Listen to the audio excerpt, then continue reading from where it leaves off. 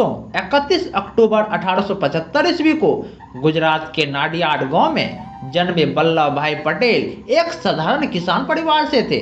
पिता झेवर भाई पटेल और मां लाडाबाई एक मेहनतकश परिवार से थे। बचपन से ही वल्लभ भाई पटेल में साहसी, गंभीर और मेहनती की आदत थी। गांव के खेतों और संघर्षों के बीच बड़े होते होते उन्होंने किसानों की तकलीफों को महसूस किया। यही वजह थी आगे चलकर वल्लभ भाई पटेल का पूरा जीवन जनता की सेवा के लिए समर्पित हो गया। दोस्तों, सरदार वल्लभ भाई पटेल का प्रारंभिक शिक्षा गांव से ही हुई, लेकिन दोस्त वल्लभ भाई पटेल का सपना बहुत ही बड़ा था। उन्होंने सरदार वल्लभ भाई पटेल ने स्वयं पढ़ाई कर मैट्रिक पास की और आगे चलकर वकालत की पढ़ाई की। कुछ ही वर्षों के बाद सरदार वल्लभ भाई पटेल ने इंग्लैंड गए और वहीं इंग्लैंड जाकर उन्होंने बैरिस्टर एट लॉ की पढ़ाई करके बैरिस्टर एट लॉ भी बने।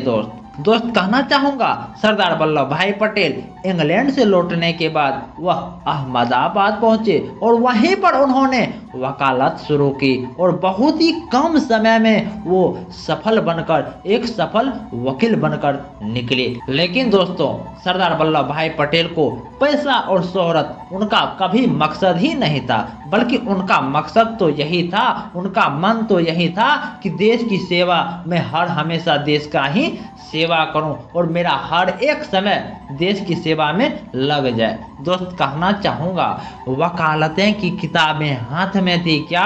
वकालतें की किताबें हाथ में थी पर दिल में वतन की आवाज थी क्या? मैंने बताया कि वकालतें की किताब हाथ में थी पर दिल में वतन की आवाज थी। न्याय सिर्फ अदालत में नहीं क्या? न्याय सिर्फ अदालत में नहीं, जनता की हक में थी। यही सरदार वल्लभ भाई पटेल की ये राज थी। दोस्त, जब सरदार वल्लभ भाई पटेल की मुलाकात महात्मा गांधी से हुई तो यह उनके जीवन का एक मोड़ था, क्योंकि दोस्त गांधी जी की सादगी, सत्य और अहिंसा के सिद्धांतों ने सरदार वल्लभ भाई पटेल को गहराई से प्रभावित किया। और दोस्त, उसी समय सरदार वल्लभ भाई पटेल ने तय किया कि अब जीवन सिर्फ वकालत में नहीं बल्कि आजादी की लड़ाई में बीतेगा। गांधी जी और पटेल का रिश्ता दोस्त ऐसे था कि जैसे कि आत्मा और शरीर का होता है। गांधी जी को कोई भी योजना बनानी होती थी और पटेल जी को उस योजना को जमीन स्तर पर पूरा करना होती थी।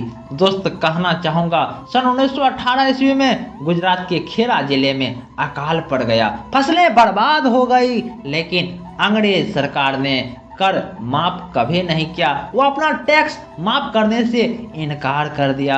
पटेल ने किसानों को तब नेतृत्व करना शुरू कर दिया। अंग्रेजों को तब झुकना पड़ा। जब सरदार वल्लभ भाई पटेल इस नेतृत्व में आए, किसानों के नेतृत्व करने लगे, तब अंग्रेज को इस टैक्स को माफ करना पड़ा और दोस्त टैक्स अपने आप माफ हो गया। और दोस्त कहना चाहूंगा, सन 1928 ईस्वी में जब बारदोली सत्याग्रह हुआ तो पटेल के जीवन का ये एक टर्निंग पॉइंट था। अंग्रेजों ने फिर से किसानों पर भारी कर लगा दिया। पटेल ने जनता को पुनः फिर से इकट्ठित किया, संगठित किया। आंदोलन का नेतृत्व फिर से सरदार वल्लभ भाई पटेल करने लगे और अंत में इसका रिजल्ट क्या निकला कि रिजल्ट यही निकला कि अंग्रेज को पुनः फिर से पीछे हटना पड़ा। अब हर जीत के बाद जनता ने उन्हें सम्मान पूर्वक से सरदार की उपाधि उनको दी।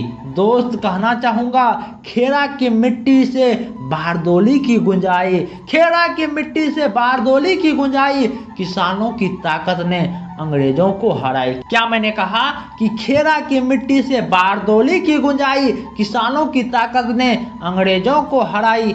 जहां सरदार खड़ा हो जाता है मैदान में, जहां सरदार खड़ा हो जाता है मैदान में, वहां जीत की जीत लिखी जाती है इतिहास में, लिखी जाती है इतिहास में। दोस्त, वल्लभ भाई पटेल ने नमक सत्याग्रह से लेकर भारत छोड़ो आंदोलन तक हर जगह बढ़ चढ़कर हिस्सा लिया। वे गांधी जी के सबसे भरोसेमंद साथी थे। जेल गए, यातनाएं सही, लेकिन कभी वो पीछे नहीं हटे। उनकी खासियत यही थी कि वे जनता से सीधे जुड़े रहा करते थे, किसानों और मजदूरों को अपना बात बताया करते थे, अपना बात से मनाते थे। उनकी आवाज जनता की आवाज बन चुकी थी।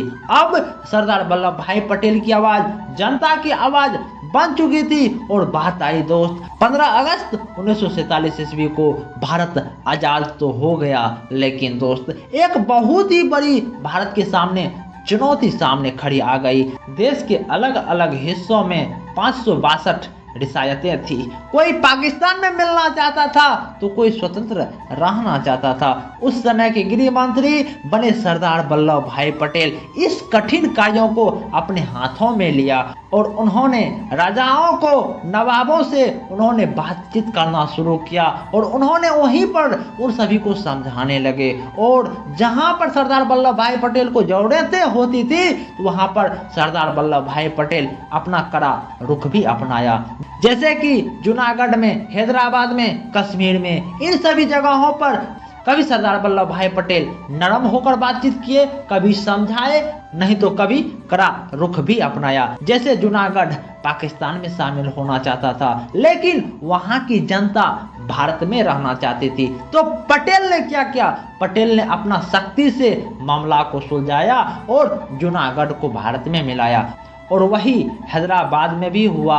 हैदराबाद की निजाम स्वतंत्र रहना चाहती थी, तब पटेल ने अपना पोलो ऑपरेशन कराकर हैदराबाद को भी भारत में मिला लिया। और वही कश्मीर में भी, कश्मीर में हालत बेहद भावुक नाजुक थे। पटेल ने अपने निर्णायक भूमिका निभाई और कश्मीर को भी भारत में मिला लिया। दोस्त अगर उस समय पटेल ना होते ना तो आज भारत का नक्शा टुकड़ों में बटा होता। दोस्त कहना चाहूंगा, रियासतें बिखरी थी, सपने अधूरे थे। क्या? रियासतें बिखरी थी, सपने अधूरे थे, हर कोने में खड़े अलग सुर थी। रियासतें बिखरी थी, सपने अधूरे थे, हर कोने में खड़े अलग सुर थे। पर लोह पुरुष ने जब कमान संभाली, भारत की तस्वीर अखंडता में डाले। दोस्त कहना चाहूंगा, सरदार वल्लभ भाई पटेल को आयरन मैन ऑफ इंडिया कहा गया। उनके फैसले कठोर थे लेकिन राष्ट्र हित के लिए थे। वो कहते थे इस देश की एकता से बढ़कर कुछ है ही नहीं, कुछ नहीं है। उनकी सोच साफ थी, एकता ही शक्ति है। इस संदेश को आगे बढ़ाने के लिए आज गुजरात के केवड़िया में उनकी स्टैचू ऑफ यूनिटी बनाई गई है, जो दुनिया की सबसे ऊंची प्रतिमा है। दोस्त कहना चाहूंगा, 15 दिसंबर 1950 ईस्वी को सरदार वल्लभ भाई पटेल का निधन हो गया, लेकिन उनके यादें, उनकी सोच और उनकी एकता की नींव आज भी भारत को मजबूती देती है। दोस्त कहना चाहूंगा, दोस्त जो चला गया वो मिटता नहीं, जो अमर है उसे इतिहास भूलता नहीं। क्या कहा? जो चला गया वो मिटता नहीं, जो अमर है उसे इतिहास भूलता नहीं। सरदार वल्लभ भाई पटेल का नाम, सरदार वल्लभ भाई पटेल का नाम सदा गाया जाएगा। क्या? सरदार वल्लभ भाई पटेल का नाम सदा गाया जाएगा। भारत का हर बच्चा उन्हें याद करेगा। दोस्तों सरदार वल्लभ भाई पटेल सिर्फ एक नेता नहीं थे, बल्कि भारत की आत्मा थे। उन्होंने हमें सिखाया कि अगर हम सब एकजुट रहें तो कोई ताकत हमें हरा नहीं सकती। दोस्तों आज हमें उनकी इस सीख को अपने जीवन में अपनाना होगा। एकता में ही शक्ति है और यही राष्ट्र की सबसे बड़ी ताकत होती है। दोस्तों अगर आपको सरदार वल्लभ भाई पटेल की यह प्रेरणादायक कहानी पसंद आई हो तो इस वीडियो को लाइक और शेयर जरूर कीजिएगा और कमेंट में आप सरदार वल्लभ भाई पटेल के बारे में क्या सोचते हैं वो जरूर लिख कर जाइएगा। और आपके हिसाब से सरदार वल्लभ भाई पटेल की सबसे बड़ी उपलब्धि क्या है, आप इस चैनल के कमेंट में या इस चैनल के कमेंट में जरूर लिख कर जाइएगा। और दोस्त कहना चाहूँगा लास्ट में, आप हमारे चैनल को सब्सक्राइब करना कभी मत भूलिएगा।